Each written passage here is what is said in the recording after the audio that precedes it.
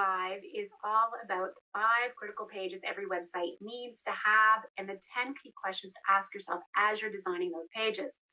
Now, today's live is going to be pretty quick. I would love to keep it under 10 minutes. And if you have any questions, then please comment below and I will get back to you on those questions. So the 5 key pages that every website needs to have is the home page, the about page, the contact page, the start here page, and the blog page. Okay, so those are the 5 key ones. Now, before we get into this, first of all, I want to ask, did you do last week's homework? Did you take a look at some different websites? I'm sure you did, but I'm wondering if you actually looked at them really closely to see what types of pages they had and what you liked about them and what you didn't. So as you're looking and moving forward now, I would love to know what you think of these. All right. So most of these your website probably already has, and if it doesn't or it's missing one of these, then you know what, you can always add it in. There's no need to redesign everything all at once, but you know what, just take a look at yours and see where they can improve. Because once a year we should be updating and revamping our website or adding in little key pieces or taking things away every now and then. It's not something we need to stress about or do all the time. We don't stop all of our other work to do one thing. All right, so take a look at this. And if you have a notepad, then please jot these down as we're going through them. So first of all, your home page. Now your home page, this is the main site. It's the first page that a visitor will come to and they will land on that page. So what are you communicating on that page? Are you communicating that, everything that you do and how you do it, but just in an overview fashion? Because if that's what you are, that's really great. And that's what it should be. It should be an overview of you and your business. The next one is the about page. And on your about page, this is really where you add that human face to the business. All right. So the about page really talks about your story and how you get doing what you were doing and how it all came to be. But it should also flip the card a little bit and make it about them and how your struggles have turned into something positive for them. Okay, so this is the part that most people are missing on the about page. They talk about themselves, they talk about everything that they do, but they don't flip it and say, this is why I'm doing it for you or how I can help you. And that's what you should have at the end of your about page. The next one is the contact page. Now, on the contact page, this gives people easy access to know how they can contact you. It always feels so much better and it doesn't feel so spammy when we decide that we can actually get out there and contact somebody if we need help. So if you've purchased a freebie but you didn't get it, or if you've purchased a course and it doesn't seem to be quite exactly what you thought it was going to be, you want a contact number and you want to be able to easily reach somebody. And in order to do that, we do that on the contact page. The next one is the start here page. So the start here page, really, most people don't even have the start here page. Start here page is something that, where your clients can go, or your potential leads or potential clients can go to see where they should start in your business. Now, I like a start here page to have the freebies up at the very top. So if they come in off your YouTube channel or off your blog or off of a Facebook Live, and you only talk about, 1 to 3 things or 1 to 4 things in your business, then that very first start here page reiterates what it was that you talked about, and it has those freebies for them in those 3 areas. Okay. It also gives them some navigation about the courses that you have and where they can start. This is why your signature system is so, so important, and your customer journey. Understanding these 2 things, and people can see where they want to jump into your funnel. All right. They can see where it's going to best fit them. Now, the last one is your blog page. Now, in your blog page, one of the best things to have there is, of course, updated blogs on a weekly basis, at least, right? And those can always hook back to a little free gift or something that's going to pull those people into and onto your email list. All right, so those are the 5 critical pages. Now, you can check to see if you have those. Once again, they are your homepage, your About Us, your contact page, your Start Here page, and your blog page. All right. Now, the 10 key questions to ask yourself when designing your website. Now, I'm going to read these off a little bit, right? Because it took me a while to think about these and to come up with the way I wanted to word them. So, in general, before you're getting started, or when you're revamping your website, I'd like you to think about that one single action that you want your visitors to take. Okay, so even though you have all of these courses and you have all of these freebies, what is that one thing that you want them to do to take action when they come to your website? So if you take a look at my website, you'll notice that I have a bunch of links, right? So what I want them mostly to do is I want them to get on my email list. So I have different choices for freebie offers. I have different choices for blog posts, master classes, things like that.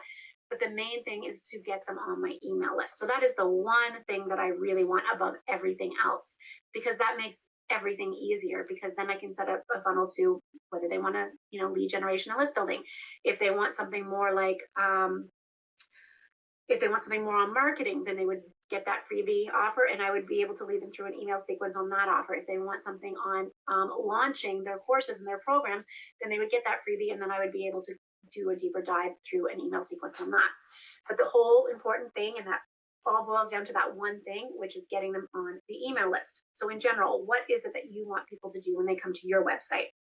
The next one is the home page. And I see lots of people jumping in and jumping off. So I'm not sure if the internet is being glitchy here, or if it's just because it's before one, or what's going on here. But if you have seen this, then put hashtag replay underneath, and hopefully I'm streaming well. But put hashtag and your name underneath, just to let me know that you are seeing this video, or that you tried to pop on, and if something happened and you had to log off, then that's all good too. But just let me know, because this is the first time I've seen so many people pop on and then pop off. And it's been quite a few people, so I'm not exactly sure what's going on there. So let me know, please. Okay. The next one here is the home page. So what do you want people to learn when they first find you? All right. So, think about that. What do you want people to learn when they first find you? Not what you want them to do, but what you want them to learn. So, for example, do you want them to learn about your offer? Do you want them to learn about what it is that you do, or how you do it? And then what sets you apart from your competitors? What makes you different in that aspect? All right. The next one, when it comes to your about page, I'd like you to think about these 3 questions when it comes to your about page, because the about page, in all honesty, is kind of the hardest one to develop properly. And it's the one that I'd like to spend a little bit more time on, because a lot of times people tell their own story, but they don't flip it around to helping other people to move into what it is that they want to do. So what do you want your first time visitors to know about you and or your business on that about page? Okay, that is important. What do you want them to know about you and or your business? The next question is, what is your company's core philosophy or values? You might want to think about adding that into your story someplace. And the next one is, how can you show your visitors that you are part of their tribe, not the other way around? Usually we're trying to create our own tribe when we have our own business or our own corporation or our own online company, right? But usually we're trying to get them to fit into our tribe, but not this time. On your about page, you want to let them know how you fit into their tribe and their way of thinking, and to see if everything matches. All right.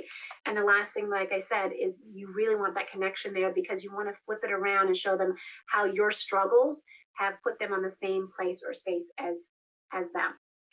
The next one is the contact us. Now, these 2 questions are pretty good for that one. How can your site's visitors contact you? Pretty simple. Is there a contact information?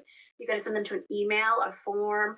Are you going to send them to your Facebook group to answer questions? How is that going to work for you there? And what friendly words can you use to encourage people to contact you?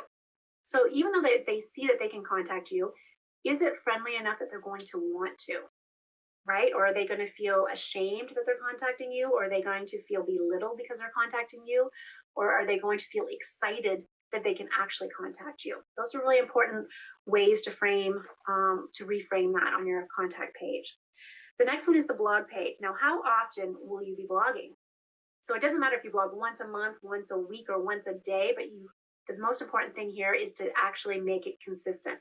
We all know content is king. It's what turns cold prospects into hot leads, but it's really consistency that is the queen, and you want to be consistent in everything that you do. So it's better to do things less often with more frequency than to do things, very frequent, but to have so much interruption in between it, because really most people cannot hold to a schedule or hold to doing the same thing and committing to the same thing over and over and over again. So if you can be that person that does that, then it builds up that rapport with your ideal clients, helping them to know that you're always going to be there for them whenever you can be. All right.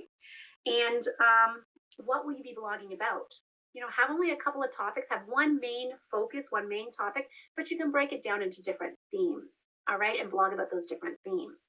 I always like to use the wine example, right? So maybe you are a wine seller and you sell wine. So this is your overarching business, right? So this is your main topic, but that can break down into many subcategories or many different themes. So you can have white wine, red wine, and blushes, right? You can have sparkling wines, and then those can all break down by regions or by acidic level or by dry or sweet and things like that. So I want you to think about that as you're, creating your blogs, that you have everything within a theme and within a topic, and you don't really expand past that because you will confuse your audience. And the last one is this around the Start Here page. And this is the one that, you might not have done on your website. So this is probably where you're going to want to focus. And the things that you're going to want to focus there are around what are the top questions a new visitor might be looking to have answered. So, that's one of the reasons it's nice to have those freebies at the top, because they can come in and pick one of those freebies to get a specific question answered to see if they're even going to, learn to know, like, and trust you.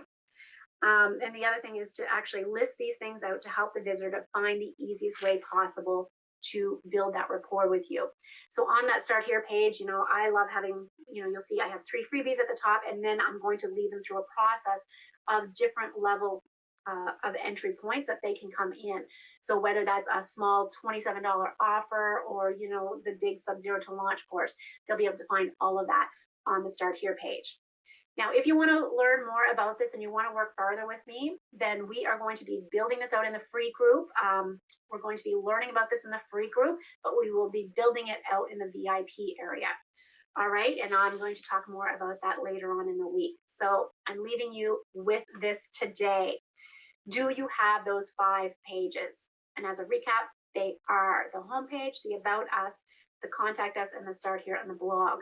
And then as you go to think about that, rewatch this video. Think about the 10 questions that I've asked, and do you have all of those on each one of those pages, or, spread out through those pages?